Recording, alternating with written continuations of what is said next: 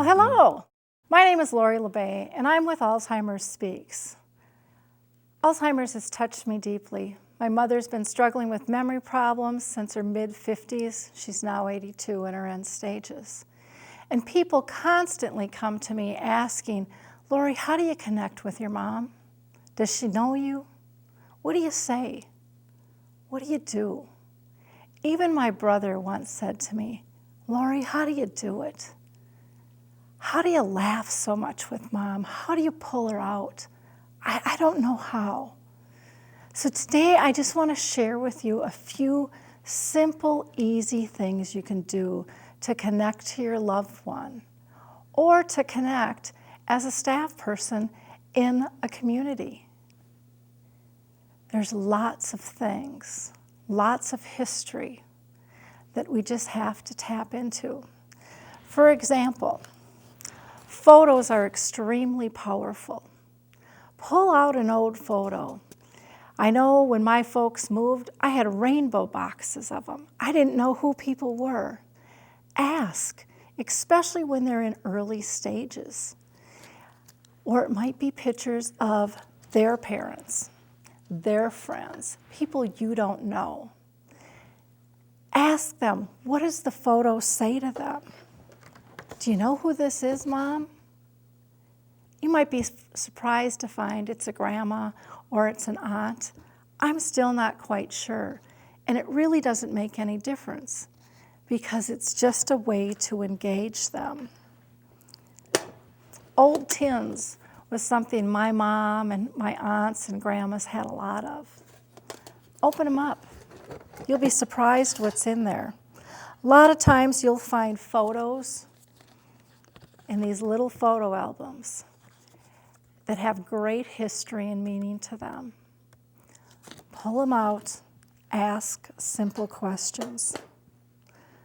Don't underestimate the power of your photographs. Don't underestimate the power of a camera. This is a lesson I learned one time at a gathering at my mom's nursing home. We were having a big picnic and I was out running around taking pictures with my camera.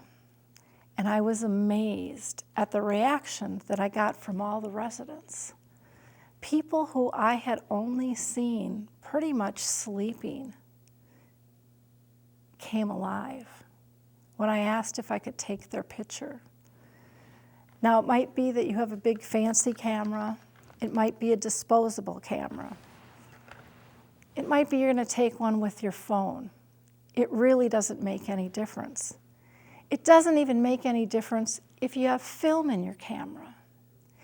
It's about making a connection with that person, asking them to smile, say cheese. They all know that key.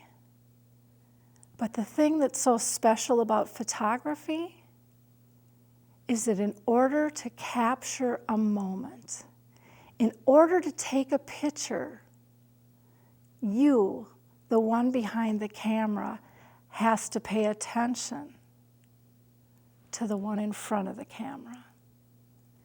And no matter how declined they are, they still get that, and they feel that connection. And so when I was taking pictures and people were blossoming before my eyes, I was just amazed.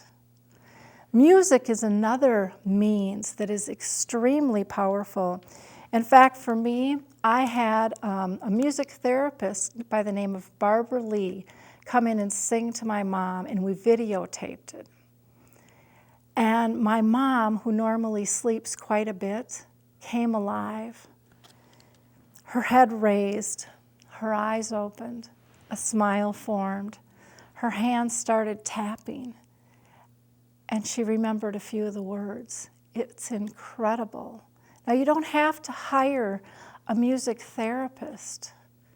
All you need is a radio or a CD player or a Walkman or an iPod. Keep it simple. You don't have to spend lots of money. But what you do have to do with music is understand their music. Now, I had to giggle when I went to do this because I ended up grabbing one of my CDs from the 70s and the 80s because that's my music. And my mom will listen to this, but she's not going to know the words. But all of my mom's music is with my mom. The Frank Sinatra, the big bands, the Tony Bennett, and they blossom. If you go into a nursing home or a community and the TV's playing and people appear bored, put in some music.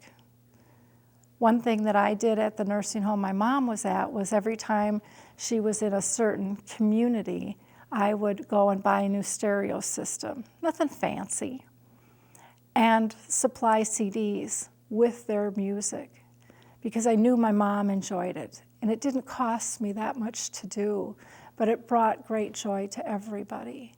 So think of what you can do to simplify their lives, to make that music connection. When my mom did the music therapy, one of the songs she sang to that I had never heard in my life was, I think it's called Jingle Jangle. And Barbara Lee told me it was a song from 1918. And my mom absolutely loved it. Now, for those that don't like to sing, it might be turning on sports radio. Maybe your dad's got Alzheimer's, and he's like to listen to the ball games. Think of what brings them pleasure and incorporate it into their day. Maybe it's a film. This one is just Field of Dreams. I went to go grab Gone with the Wind because that's one of my mom's favorites. But again, it's at the nursing home where she lives. But old-time shows, I Love Lucy, Art Carney and the gang. I mean, there's all kinds of things. Incorporate those pieces into their life. And don't forget about smells. These are little perfume vials in here that I absolutely love. And you don't see them very often anymore. Just a real tiny little vial in here that you can crack open, but will bring back great pleasure. Maybe it's cooking smells. Maybe they used to like to bake cookies or brownies, or they made soup. Sometimes having a bread maker, it just brings them back home. I'll never forget the time my mom, who really doesn't have much for teeth anymore, I always joke that her mouth looks like a rusted chainsaw with fried rice hanging off it because they've gotten so dilapidated. But my mom smelt corn on the cob one day, and it was the last piece of food I ever thought she would eat. And she held that up and she nibbled and she sucked every kernel. And when I looked at her, she was somewhere else. I don't know where. But smells and sounds and sights bring us back to happier times, and that's what it's about. Maybe it's an old toy, just a doll. Maybe it's a stuffed animal. Maybe they used to embroider. And you can bring that and just bring it to their attention and start a conversation about it. There's so many ways we can touch their lives. It's really interesting going back and looking at little books. This one is called Daily Bread. And, I found old Bibles with little notes. This is something that I found that was really interesting because when I opened it up, it had war ration in it. And we were able to start a whole conversation about what it was like to be in the war, to be part of that era. This is a scribble book. Today we call them journals. Open them up. Read what happened in their life. Read to them. Maybe there's books that they've enjoyed over the years. Read stories to them. If they connect with you or not on a physical level that you can see, always remember they are in that shell of a body that may seem still. We all accept the fact that a person who's in a coma can still hear us. And we need to expand that to people with Alzheimer's. They are in there. We just need to believe we can reach them. One of my favorite ways to connect with my mom is a simple bottle of lotion. Because one of the things that happens as we get older is we don't have touch in our life anymore. We don't hug. My mom, for example, can't physically hug me anymore. She can't raise her arms to embrace me. So I have to go to her. And her skin gets dry. And so I just go with a small bottle of lotion in my purse. And I take her hand in mine.